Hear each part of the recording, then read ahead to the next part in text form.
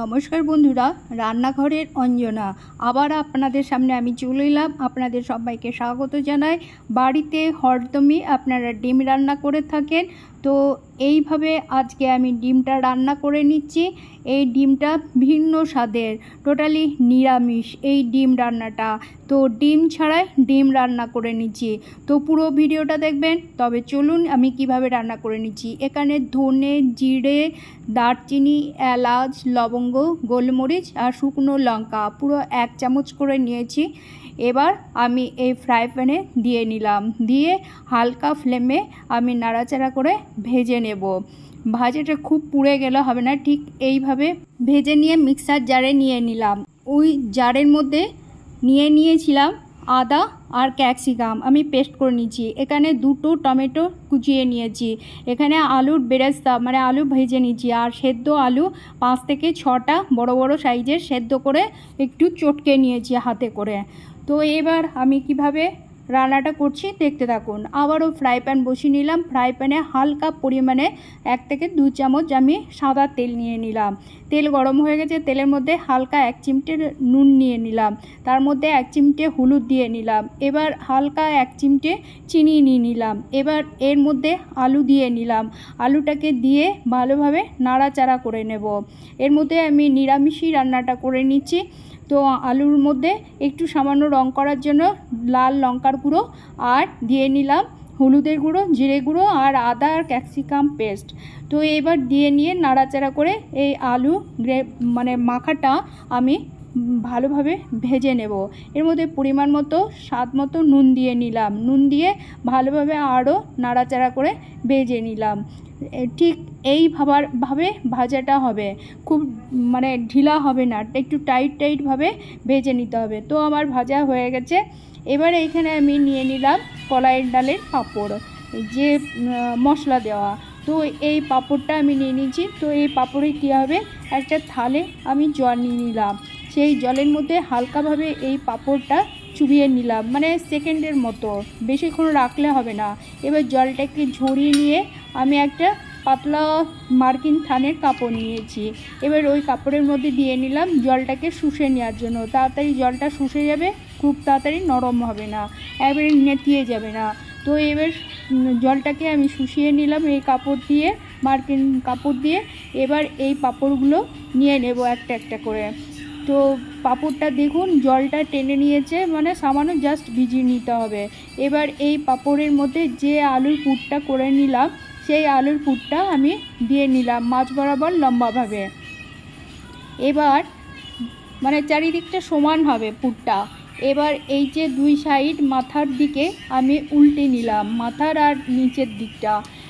এবার উল্টে ভালোভাবে ফোল্ড করে নেব যাতে না মানে বেরিয়ে যায়।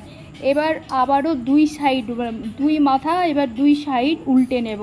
উল্টে নিয়ে এই দিকটায় একটু যে আলুর পুরটা করে নিলাম, সেই আলুর পুরটা আমি দিয়ে নিলাম, মানে চিটকে লেগে যাবে, ছেড়ে যাবে না তেলে ভাজার সময়। দিয়ে এবারে এই যে মুড়ে নিলাম।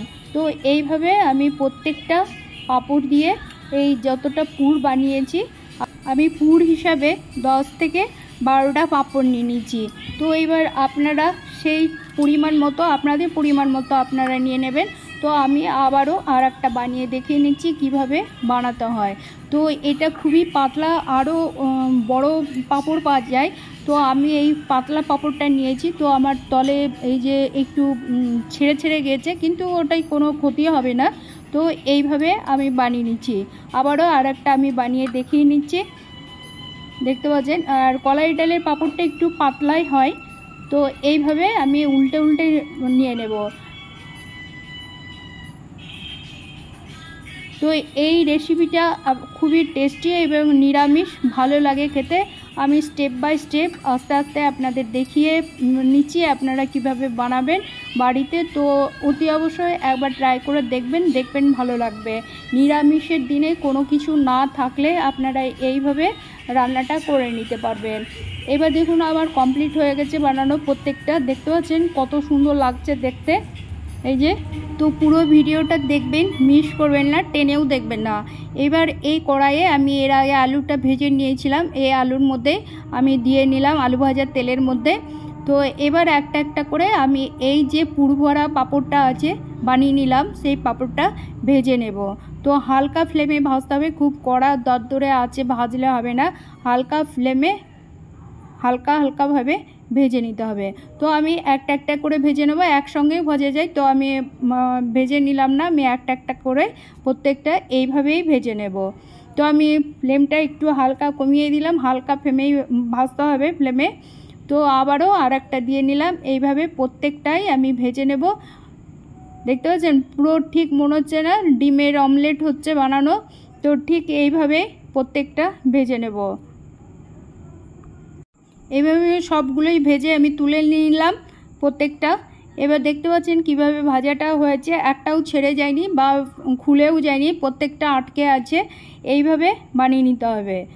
এবার কড়াইয়ে ওই তেলের মধ্যেই যে ভাজা তেল হয়েছে সেই তেলের মধ্যে আবার আমি 1 চিমটে নুন আর একটু হালকা চিনি আর 5 ফোড়ন দিয়ে নিলাম।